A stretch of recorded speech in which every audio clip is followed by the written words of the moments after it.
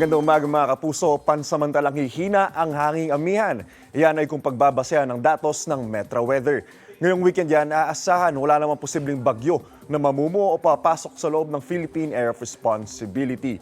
Sa ngayon, shear line pa rin nakaka-apekto sa eastern section ng South Luzon habang easterly naman ang umiiral sa Visayas at Mindanao, base po yan sa Pag-asa. Ilang bahagi naman Cagayan Valley Region, Cordillera, Central at South Luzon ang uulan ng husto ngayong weekend. Base po yan sa rainfall forecast ng Metro Weather.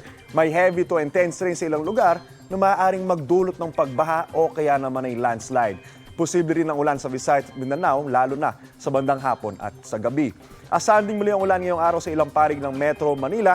Sa weekend naman po makakaasa ng maayos sa panahon ang NCR. Ingat po tayo mga kapuso.